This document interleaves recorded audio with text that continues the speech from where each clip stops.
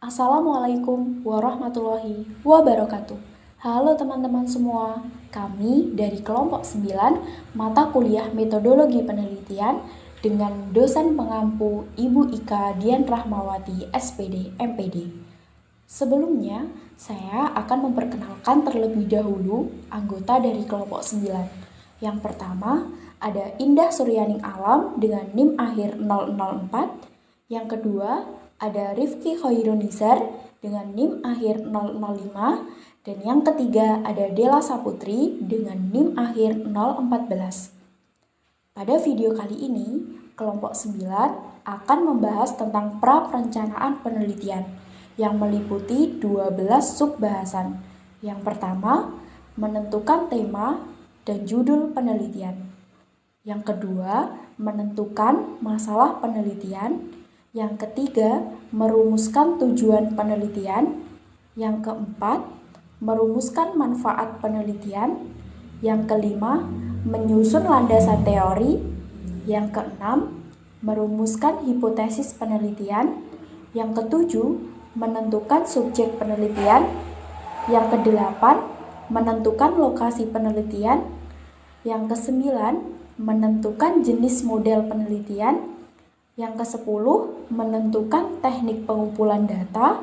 Yang ke-11, menentukan analisis data. Dan yang ke-12, menyusun instrumen penelitian.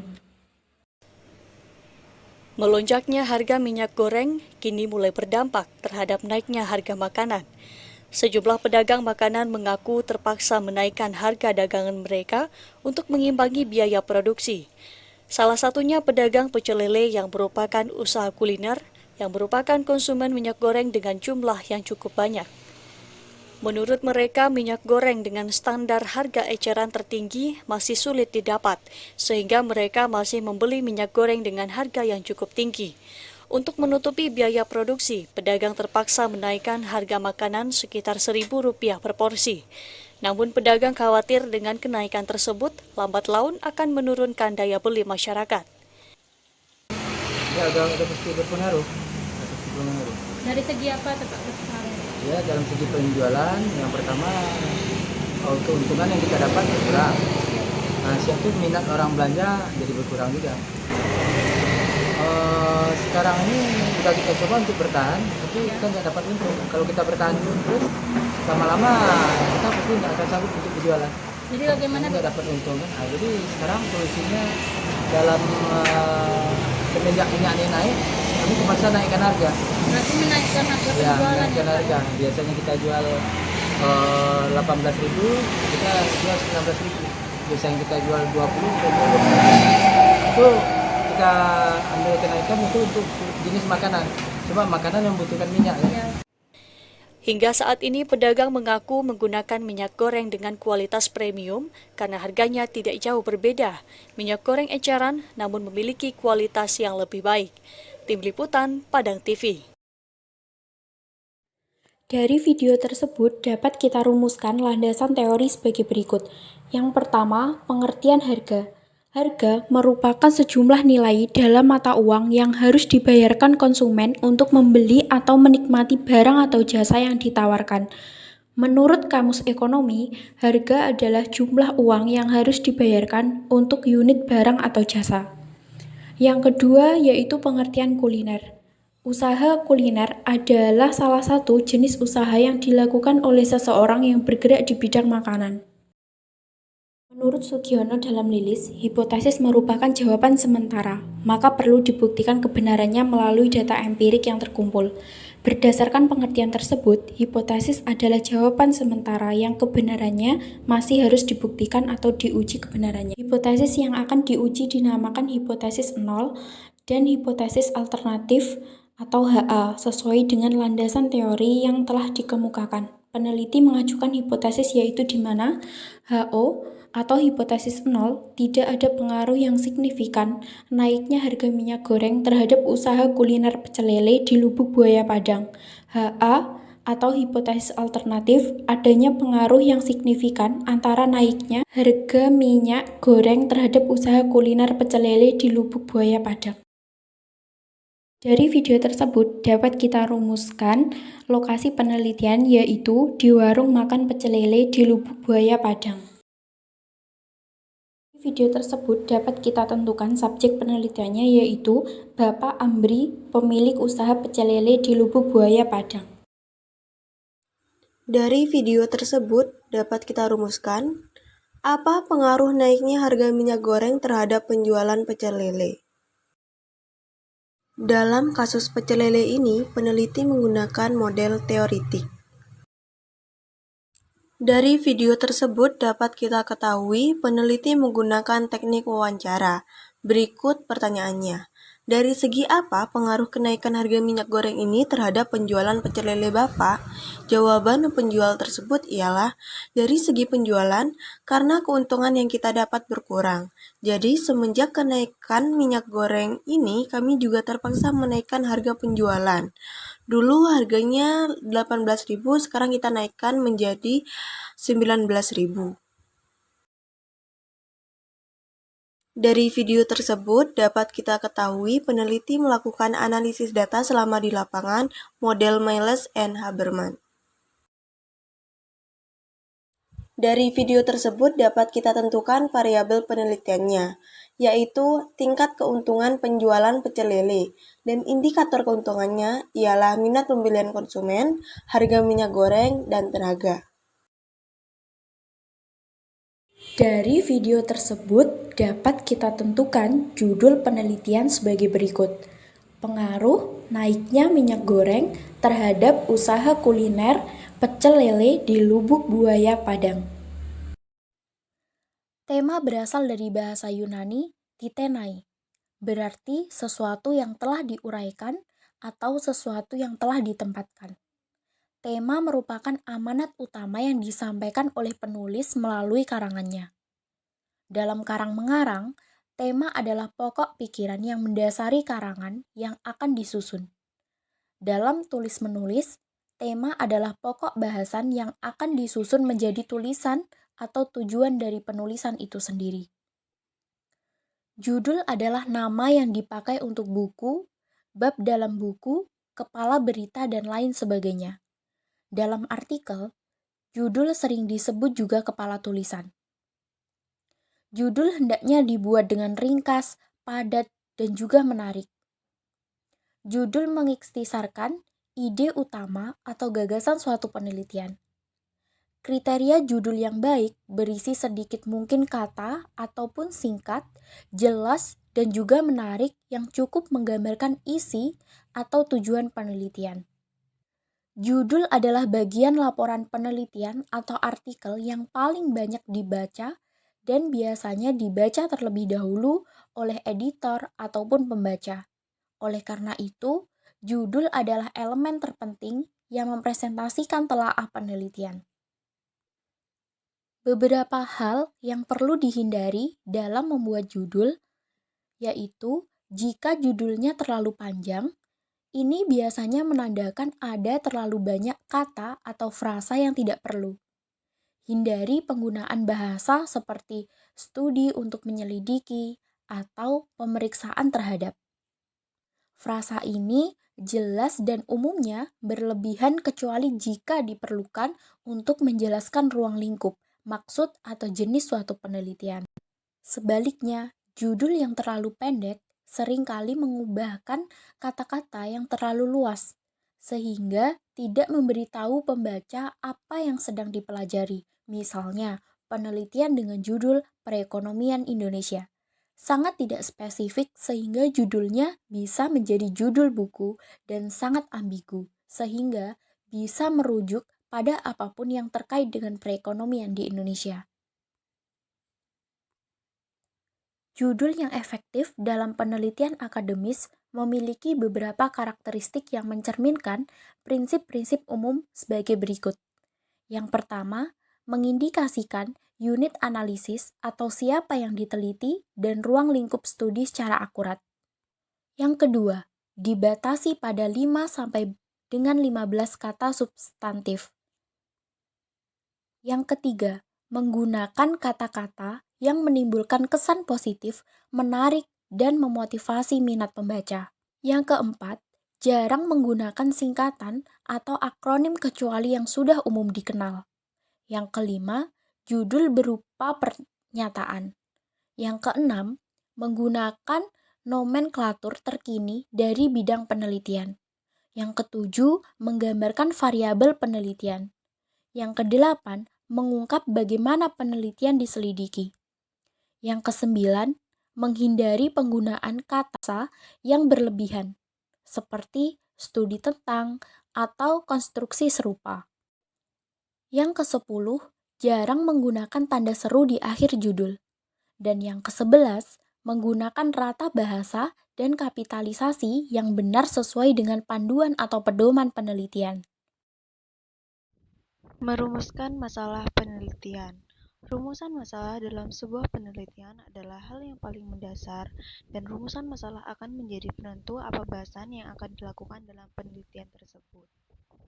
Rumusan masalah itu suatu pertanyaan yang akan dicarikan jawabannya melalui pengumpulan data.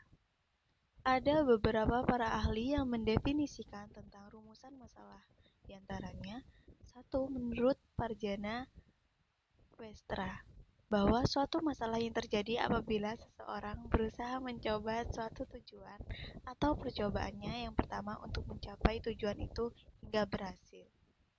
2. Menurut Sutrisno Hadi, masalah adalah kejadian yang menimbulkan pertanyaan kenapa dan mengapa. 3. Sugiono mengartikan rumusan masalah lebih sederhana. Jadi rumusan masalah muncul berdasarkan penelitian menurut tingkat eksplanasi, berbentuk pertanyaan yang akan dicarikan jawaban melalui pengumpulan data. Sugiono juga menegaskan bahwasannya rumusan masalah itu berbeda dengan masalah. Sugiono menyebutkan masalah adalah bentuk kesenjangan antara yang diharapkan dengan realita yang sebenarnya. Sedangkan rumusan masalah adalah pertanyaan yang dibuat oleh peneliti, kemudian pertanyaan tersebut dicarikan jawabannya melalui penelitian, oleh data, eksperimen, dan lain sebagainya secara ilmiah. Bentuk-bentuk rumusan masalah. 1. Rumusan masalah deskriptif. Rumusan masalah deskriptif secara sederhana, deskriptif adalah rumusan masalah yang cukup mendeskripsikan hasil perolehan data yang didapatkan oleh peneliti. Misalnya, mendeskripsikan hasil penelitian yang dikemas dalam bentuk tabel, diagram, maupun grafik. Biasanya 3 model penyampaian ini bertujuan untuk memudahkan pembaca dalam memahami hasil penelitian. 2. Rumusan masalah komparatif. Rumusan masalah komparatif adalah rumusan masalah penelitian yang membandingkan keberadaan suatu variabel atau lebih pada 2 atau lebih pada sampel yang berbeda atau pada waktu yang berbeda. Yang dimaksud berbeda dalam hal ini bisa karena berbeda metodenya atau perlakuannya. 3. Rumusan masalah asosiatif. Rumusan masalah asosiatif adalah rumusan masalah yang mempertanyakan hubungan antara dua variabel atau lebih. Jadi, di dalam rumusan masalah asosiatif memiliki 3 macam hubungan, yaitu hubungan simetris, hubungan kausal, dan hubungan interaktif atau hubungan timbal balik. Dikatakan hubungan simetris apabila hubungan tersebut ada 2 variabel atau lebih yang muncul secara bersamaan atau sejajar. Dari video tersebut, dapat kita tentukan tujuan penelitian sebagai berikut. Yang pertama, tujuan teoritis. Untuk mengetahui pengaruh naiknya minyak goreng terhadap usaha kuliner pecel lele di Lubuk Buaya Padang. Yang kedua, tujuan praktis, yaitu untuk mengetahui pengaruh naiknya minyak goreng terhadap usaha kuliner pecel lele di Lubuk Buaya Padang, dan untuk mengetahui pengaruh naiknya minyak goreng terhadap minat pembeli kuliner pecel lele di Lubuk Buaya Padang. Tujuan penelitian adalah suatu indikasi ke arah mana penelitian itu dilakukan atau data-data serta informasi apa yang ingin dicapai dan penelitian itu. Tujuan penelitian dirumuskan dalam bentuk pernyataan yang konkret yang dapat diamati dan dapat diukur. Jadi, bukan kalimat tanya. Tujuan merupakan hasil yang ingin dicapai dalam penelitian. Tujuan ini merupakan hal yang sangat pokok dan mendasari sebuah penelitian, karena Seseorang melakukan penelitian itu untuk memenuhi rasa ingin tahunya dan rasa melahirkan tujuan yang ingin dicapai. Tujuan dalam penelitian dilakukan secara sistematis atau tidak boleh tertukar dan tidak boleh salah menempatkan urutan. Menurut Nasir 2009, penelitian bertujuan untuk mengubah kesimpulan-kesimpulan yang telah diterima ataupun mengubah dalil-dalil dengan adanya aplikasi baru dari dalil-dalil tersebut. Sedangkan menurut Yusuf, tujuan penelitian menjawab pertanyaan atau masalah yang diselidiki dengan proses penelitian secara sistematis, objektif, dan logis. Tujuan penelitian dibagi dalam 3 jenis tujuan penelitian, yaitu yang pertama, tujuan penelitian secara umum. Tujuan penelitian secara umum adalah untuk memperoleh pengetahuan atau penemuan baru, untuk membuktikan atau menguji kebenaran dari pengetahuan yang sudah ada. Yang kedua, tujuan penelitian secara teoritis.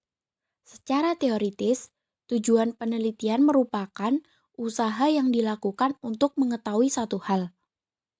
Pengetahuan yang diperoleh dari jenis penelitian seperti ini tidak dapat dimanfaatkan secara langsung atau secara praktis.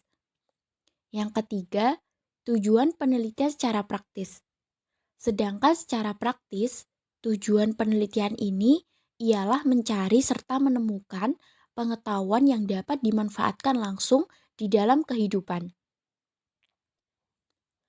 Menurut para ahli, selain tujuan praktis di atas, masih ada beberapa tujuan penelitian praktis lainnya. Yang pertama, tujuan eksploratif. Tujuan eksploratif artinya ialah kegiatan penelitian yang dilakukan dengan tujuan untuk menemukan pengetahuan baru yang belum ada sebelumnya. Yang kedua, tujuan verifikatif. Tujuan verifikatif merupakan kegiatan penelitian yang dilakukan dengan tujuan untuk menguji atau membuktikan kebenaran dari pengetahuan yang telah ada sebelumnya. Yang ketiga, tujuan pengembangan. Yang terakhir adalah tujuan pengembangan yang artinya adalah kegiatan penelitian yang dilakukan dengan tujuan mengembangkan atau menggali lebih dalam lagi dari pengetahuan atau penelitian yang sudah ada sebelumnya. Dari video tersebut, dapat kita tentukan manfaat penelitian sebagai berikut. Yang pertama, manfaat secara teoritis untuk menambah referensi terhadap kajian terkait dengan naiknya harga minyak goreng dan usaha kuliner. Sebagai bahan acuan dan referensi pada penelitian yang sejenis yang dilakukan di masa yang akan datang. Yang kedua, manfaat praktis untuk memberikan perhatian kepada masyarakat mengingat pengaruh naiknya minyak goreng dan dampak terhadap usaha kuliner. Ada 2 jenis manfaat penelitian. Yang pertama, manfaat teoritis. Manfaat teoritis adalah manfaat penelitian bagi pengembangan ilmu pengetahuan, sehingga manfaat tersebut dapat mengembangkan ilmu yang diteliti dari segi teoritis. Teori yang digunakan berdasarkan peneliti sebelumnya. Manfaat teoritis ini berlatar dari tujuan penelitian verifikatif, yaitu untuk mengecek teori yang sudah ada. Apakah teori tersebut memperkuat atau menggugurkan teori tersebut? Oleh karena itu, manfaat teoritis biasanya muncul karena ada ketidakpuasan terhadap berbagai jenis landasan teori yang sudah ada, sehingga dilakukan penyelidikan kembali secara empiris.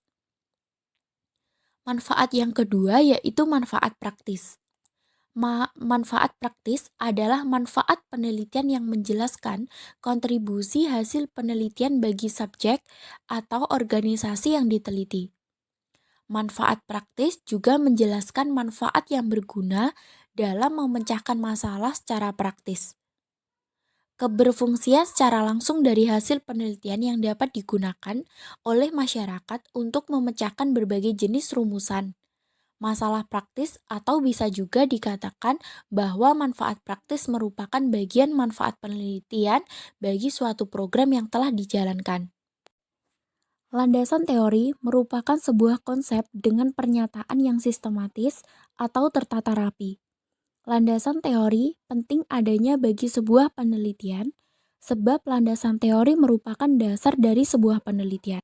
Menurut Sugiono, tahun 2012, landasan teori adalah dasar riset yang perlu ditegakkan agar penelitian memiliki dasar yang kokoh dan bukan sekedar perbuatan coba-coba. Dalam penyusunan landasan teori, penting untuk memperhatikan isi dari landasan teori. Hal tersebut dianggap penting karena di dalam isi landasan teori terdapat apa saja masalah di dalam teori tersebut, mengingat teori tersebut akan dijadikan sebagai dasar ilmiah. Isi dari landasan teori setidaknya harus memuat beberapa hal sebagai berikut. Yang pertama, kerangka teori variabel atau subvariabel. Pertama, kerangka teori variabel atau subvariabel kedua. Yang kedua, kerangka teori variabel atau subvariabel ketiga. Yang ketiga, kajian terdahulu. Dan yang keempat, kerangka berpikir. Berdasarkan jenis penelitiannya, landasan teori dibagi menjadi 3. Yang pertama, teori dalam penelitian kuantitatif. Dalam menyusun landasan teori penelitian kuantitatif, peneliti harus memahami jenis dan variabel yang digunakan. Variabel yang dapat digunakan dalam penelitian kuantitatif adalah sebagai berikut. Yang pertama, variabel bebas. Yang kedua, variabel terikat. Yang ketiga, variabel kontrol. Yang keempat, variabel intervening. Yang kelima, variabel moderating. Dan yang keenam, variabel confounding. Teori di dalam penelitian kuantitatif berisi seperangkat gagasan atau variabel yang saling berhubungan dan berasosiasi dengan proposisi atau hipotesis yang merinci hubungan antar variabel. Teori dalam penelitian ini bisa dalam bentuk argumentasi, pembahasan, atau alasan yang membantu menjelaskan fenomena yang muncul di dunia. Yang kedua, teori dalam penelitian kualitatif. Teori kualitatif ini memiliki tujuan yang berbeda-beda di antaranya. Dalam penelitian kualitatif, landasan teori yang digunakan sebagai penjelasan atas perilaku dan sikap tertentu yang dilengkapi dengan variabel, konstruk, dan hipotesis penelitian. Peneliti sering menggunakan perspektif teoritis sebagai panduan untuk meneliti gender, kelas, ras, dan lain sebagainya. Teori yang digunakan sebagai akhir penelitian sehingga penerapannya secara induktif berdasarkan data, kemudian ke tema umum, dan menuju teori tertentu. Beberapa penelitian kualitatif tidak menggunakan teori yang terlalu eksplisit. Hipotesis merupakan dugaan tentang apa yang kita amati dalam upaya untuk memahaminya. Menurut Erwan Agus Purwanto dan Diah Ratih Sulistiastuti, hipotesis merupakan pernyataan atau tuduhan sementara bahwa masalah penelitian tersebut kebenarannya masih sangat lemah atau belum tentu benar, sehingga masih harus diuji secara empiris. Dalam menghasilkan hipotesis yang baik, maka kita harus mengikuti langkah-langkah tertentu. Awalnya, hipotesis terbentuk dalam sebuah penelitian. Biasanya diawali atas dasar terkaan peneliti.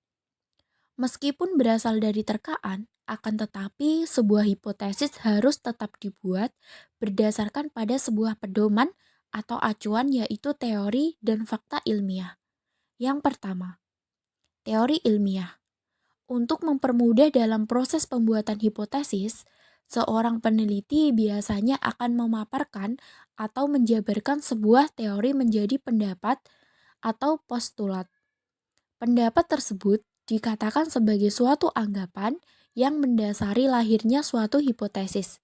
yang kemudian dapat diujikan menggunakan data untuk menarik sebuah kesimpulan. Yang kedua, fakta ilmiah. Poin kedua dalam merumuskan hipotesis adalah menggunakan fakta. Secara umum, fakta dapat dikatakan sebagai kebenaran yang bisa diterima oleh nalar manusia dan sesuai dengan kenyataan yang ada.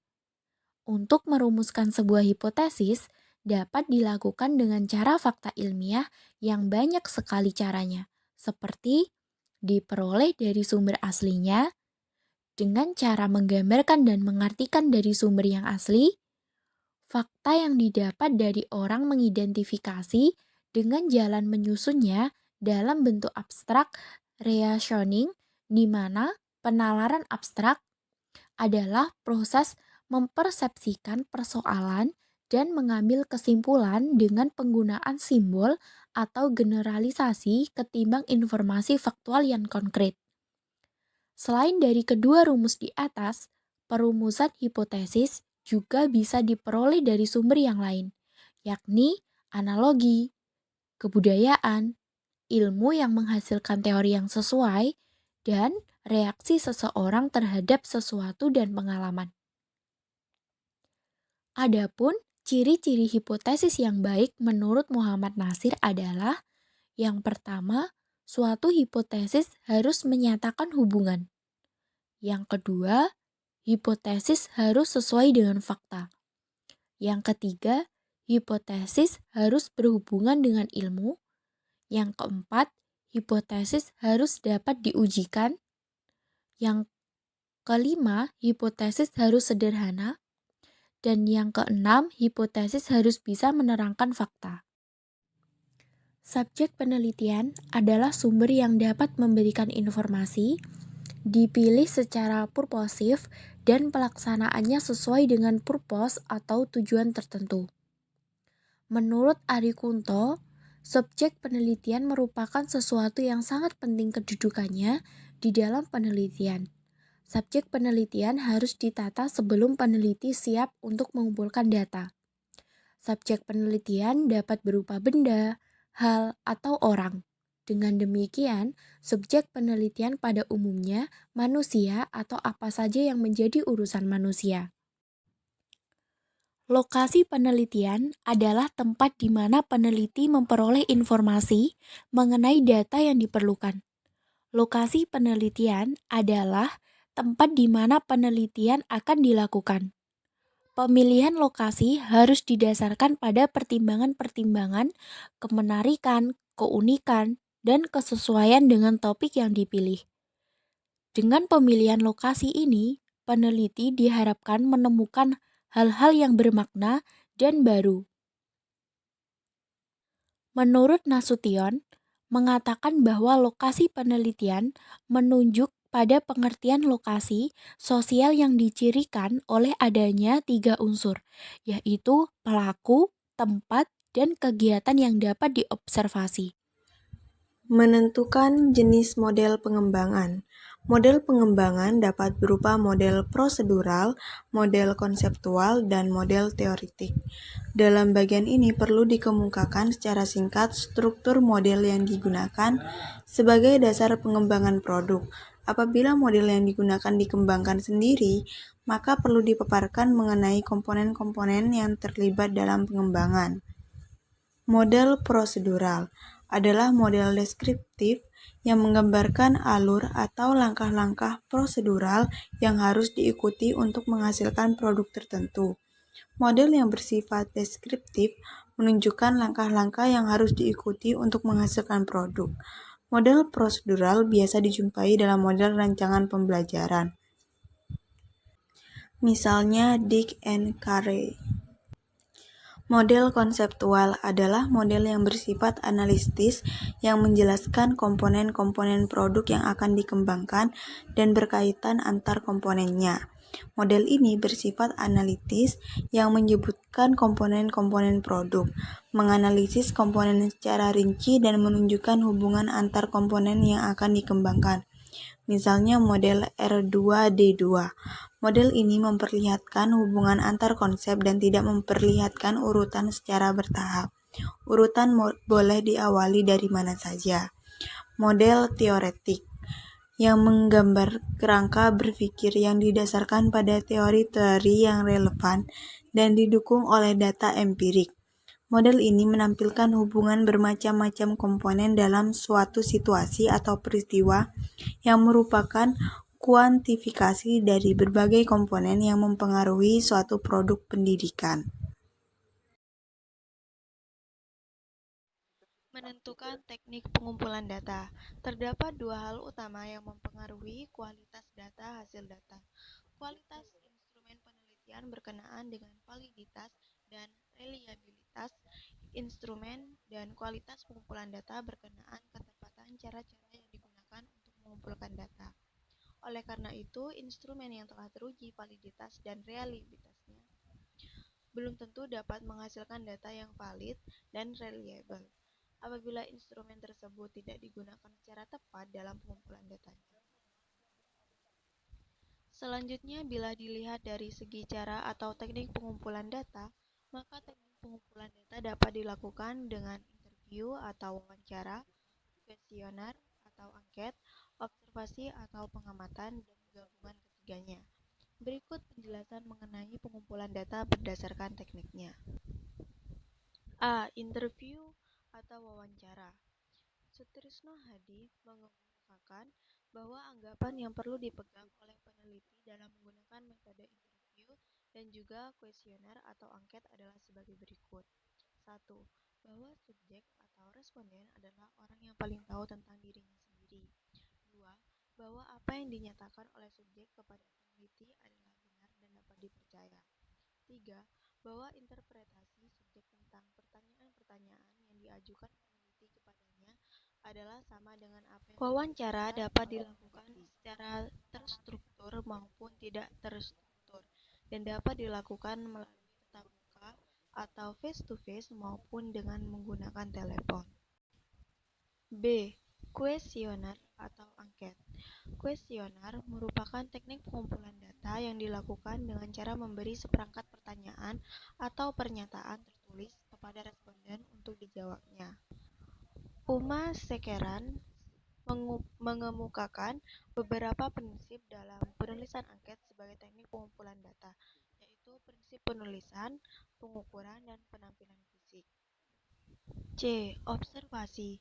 Observasi sebagai teknik pengumpulan data mempunyai ciri yang spesifik bila dibandingkan dengan teknik yang lain, yaitu wawancara dan kuesioner. Wawancara dan kuesioner selalu berkomunikasi dengan orang, maka observasi tidak terbatas pada orang, tetapi objek-objek alam yang lain. Sutrisno Hadi mengemukakan bahwa observasi merupakan suatu proses yang kompleks, suatu proses yang tersusun dari berbagai proses biologis dan psikologis. Dua di antara yang terpenting adalah proses-proses pengamatan dan ingatan. Dari segi proses pelaksanaan pengumpulan data, observasi dapat dibedakan menjadi participan observation atau observasi berperan serta dan non-participan observation. Selanjutnya, dari segi instrumensi yang digunakan, maka observasi dapat dibedakan menjadi observasi terstruktur dan tidak terstruktur. Menentukan analisis data. Dalam penelitian kuantitatif, analisis data merupakan kegiatan setelah data dari seluruh responden atau sumber data lain terkumpul. Kegiatan dalam analisis data adalah mengelompokkan data berdasarkan variabel dan jenis responden, mentabulasi data berdasarkan variabel dari seluruh responden, menyajikan data tiap rumusan masalah, dan melakukan perhitungan untuk menguji hipotesis yang telah diajukan. Untuk penelitian yang tidak merumuskan hipotesis, langkah terakhir tidak dilakukan. Teknik analisis data dalam penelitian kuantitatif menggunakan statistik. Terdapat beberapa macam statistik yang digunakan untuk analisis data dalam penelitian, yaitu statistik deskriptif dan statistik inferensial. 1. Analisis sebelum di lapangan. Penelitian kualitatif telah melakukan analisis data sebelum peneliti memasuki lapangan. Analisis dilakukan terhadap data hasil studi pendahuluan atau data sekunder yang akan digunakan untuk menentukan fokus penelitian. Namun demikian, fokus penelitian ini masih bersifat sementara dan akan berkembang setelah peneliti masuk dan selama di lapangan. 2. Analisis selama di lapangan model Miles and Habermas. Analisis data dalam penelitian kualitatif dilakukan pada saat pengumpulan data berlangsung dan setelah selesai pengumpulan data dalam periode tertentu. Pada saat wawancara, peneliti sudah melakukan analisis terhadap jawaban yang diwawancarai. Bila jawaban yang diwawancarai setelah dianalisis terasa belum memuaskan, maka peneliti akan melanjutkan pertanyaan lagi sampai tahap tertentu. Diperoleh data yang dianggap kredibel. Miles dan Habermas mengemukakan pendapat bahwa aktivitas dalam analisis data kualitatif dilakukan secara interaktif dan berlangsung secara terus-menerus sampai tuntas, sehingga datanya sudah jenuh. Aktivitas dalam analisis data yaitu data reduction, data display, dan conclusion drawing atau verification. Langkah-langkah analisis yaitu peneliti melakukan pengumpulan data, kemudian peneliti melakukan antisipatory sebelum melakukan reduksi data. Selanjutnya, model interaktif dalam analisis data ditunjukkan pada gambar di bawah ini. 3. Analisis data selama di lapangan model Spratly. Spratly membagi analisis data dalam penelitian berdasarkan tahapan dalam penelitian kualitatif. Proses penelitian kualitatif setelah memasuki lapangan dimulai dengan menetapkan seseorang informan kunci yang merupakan informan yang berwibawa dan dipercaya mampu membukakan pintu kepada peneliti untuk memasuki objek penelitian. Setelah itu, peneliti melakukan wawancara kepada informan tersebut dan mencatat hasil wawancara. Selanjutnya, perhatian peneliti pada objek penelitian dan memulai mengajukan pertanyaan deskriptif dilanjutkan dengan analisis terhadap hasil wawancara. Berdasarkan hasil dari analisis wawancara selanjutnya, peneliti melakukan analisis domain. Pada langkah ketujuh, peneliti sudah menentukan fokus dan melakukan analisis taksonomi. Berdasarkan hasil analisis taksonomi, selanjutnya peneliti mengajukan pertanyaan kontras, yang dilanjutkan dengan analisis komponensial. Hasil dari analisis komponensial selanjutnya peneliti menemukan tema-tema budaya. Berdasarkan temuan tersebut, selanjutnya peneliti menuliskan laporan penelitian etnografi. Jadi proses penelitian berangkat dari luas, kemudian memfokuskan dan meluas lagi terhadap tahapan analisis data yang dilakukan dalam penelitian kualitatif, yaitu analisis domain, taksonomi, komponensial, dan analisis tema kultural. Menyusun instrumen penelitian. Instrumen-instrumen penelitian dalam bidang sosial umumnya dan khususnya bidang pendidikan, khususnya yang sudah baku sulit ditemukan. Untuk itu, maka peneliti harus mampu membuat instrumen yang akan digunakan untuk penelitian. Titik tolak dari penyusunan adalah variabel-variabel penelitian yang ditetapkan untuk diteliti. Dari variabel-variabel tersebut diberikan definisi operasionalnya, dan selanjutnya ditentukan indikator yang akan diukur. Dari indikator ini kemudian dijabarkan menjadi butir-butir pertanyaan atau pernyataan. Untuk memudahkan penyusunan instrumen, maka perlu digunakan matrik pengembangan instrumen atau kisi-kisi instrumen. Sebagai contoh, misalnya variabel penelitiannya tingkat kekayaan. Indikator kekayaan misalnya rumah, kendaraan, tempat belanja, pendidikan, jenis makanan, jenis olahraga, dan lainnya. Untuk bisa menetapkan indikator-indikator dari setiap variabel yang diteliti, maka diperlukan wawasan yang luas dan mendalam tentang variabel yang diteliti dan teori-teori yang mendukungnya. Penggunaan teori untuk menyusun instrumen harus secermat mungkin agar diperoleh indikator yang valid. Caranya dapat dilakukan dengan membaca berbagai referensi seperti buku atau jurnal, membaca hasil-hasil penelitian sebelumnya yang sejenis, dan konsultasi pada orang yang dipandang ahli. Haryono, 2006, dalam tesisnya yang berjudul Pengaruh Kinerja Komite Sekolah, Profesionalisme Guru, dan Kepemimpinan Kepala Sekolah terhadap pelaksanaan MPBS di SMK Kabupaten Magelang. Kisi-kisi instrumennya ditunjukkan pada tabel di bawah ini.